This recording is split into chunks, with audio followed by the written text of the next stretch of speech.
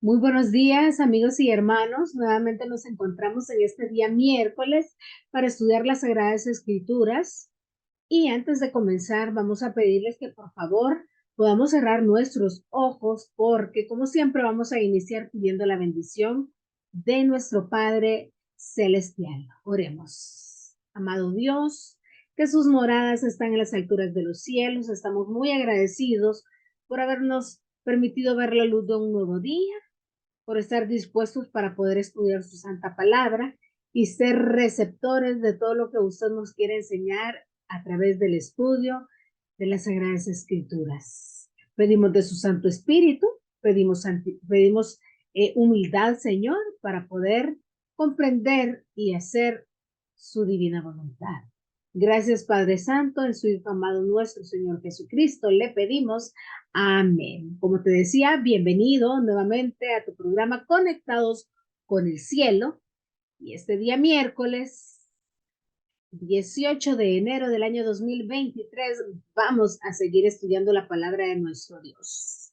Administrar para el Señor hasta que Él venga. Como siempre, el título de este trimestre de la lección de escuela sabática.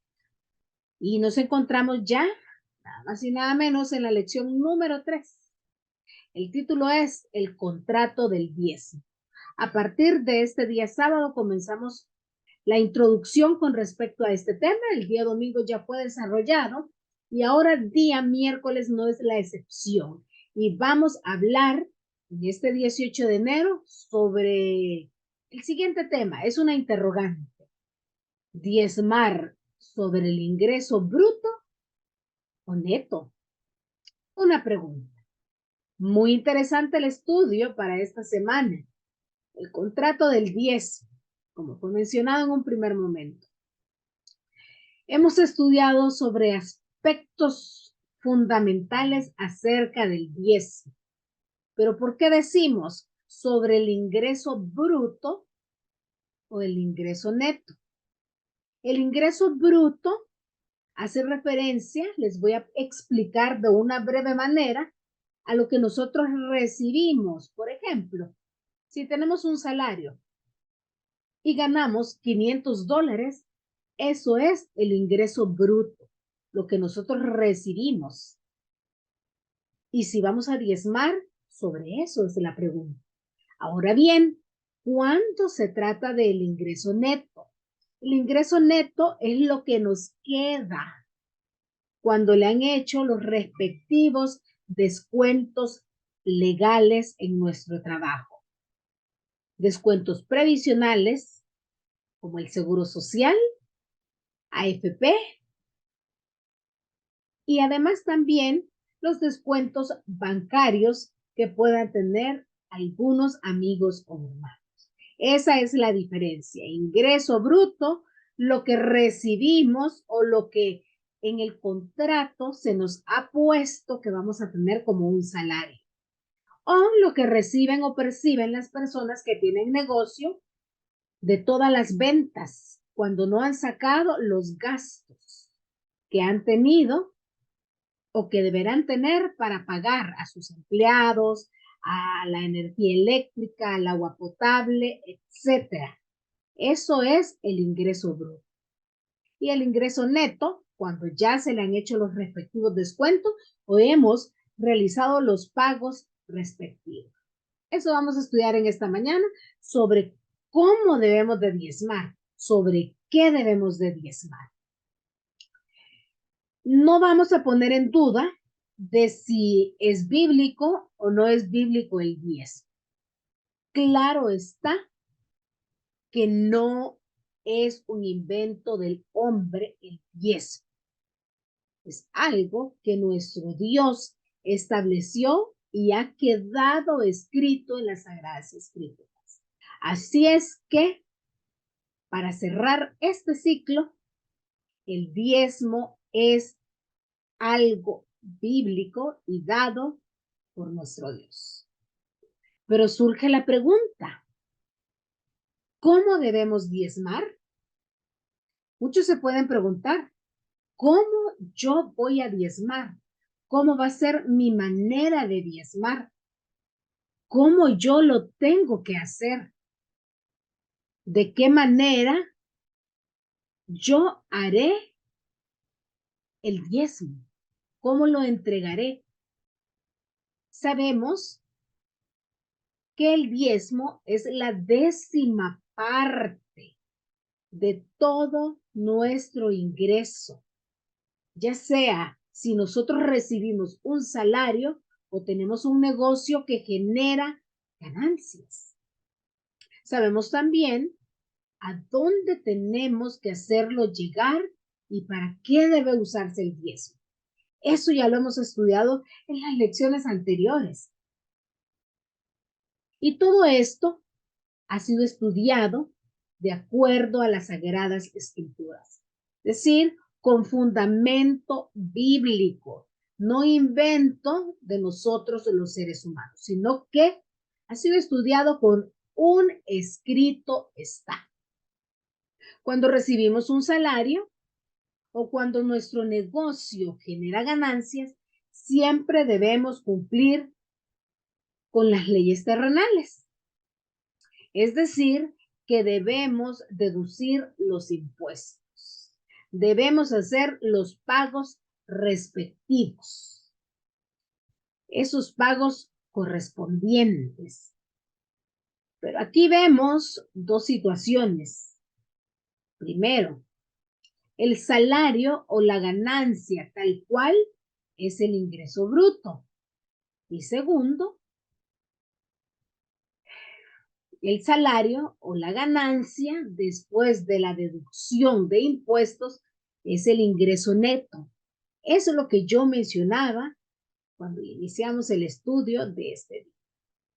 El asunto, de acuerdo al tema de hoy, es si el diezmo se calcula sobre el ingreso bruto o se calcula sobre el ingreso neto.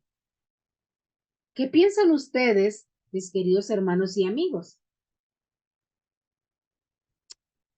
Bueno, siguiendo con el estudio de hoy, el escritor de la cartilla nos manda que leamos el libro Primero de Reyes, en el capítulo 17, versos del 9 al 16. Y en este texto encontramos la narración de los hechos cuando Dios ordena a Elías que fuera a Sarepta y que ya le había dado la orden a una viuda para que lo sustentara, para que le diera alimento a Elías. En el versículo 13, Elías le dice a la viuda que le dé a él, específicamente a él, antes que para ella y su hijo, que le diese el alimento que tenía en casa. No entiendo qué es lo que tiene que ver esta historia con el tema que estamos estudiando en este día, pero vamos a rescatar el hecho de que nuestro Dios estaba probando a la viuda en ese momento. Estaba probando a la viuda a pesar de tener ya lo último de alimento. Ella debía alimentar primero al profeta de Dios.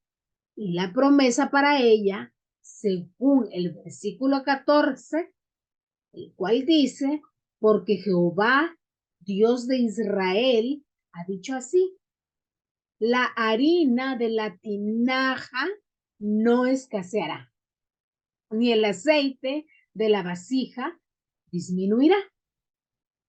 De esa manera, Dios nos hace la misma invitación y la misma promesa, así como se lo hizo en el tiempo de Elías a la viuda de Sarepta.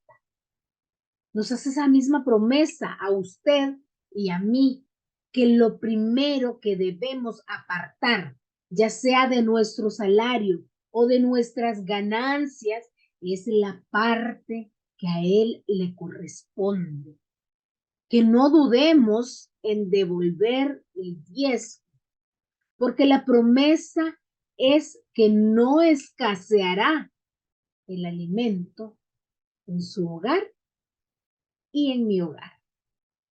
Nuestra hermana Elena de White escribió lo siguiente en su libro El deseado de todas las gentes, en la página 205, y dice: en los días de Elías, Israel se había apartado de Dios, se aferraba a sus pecados y rechazaba las amonestaciones del Espíritu enviadas por medio de los mensajeros del Señor.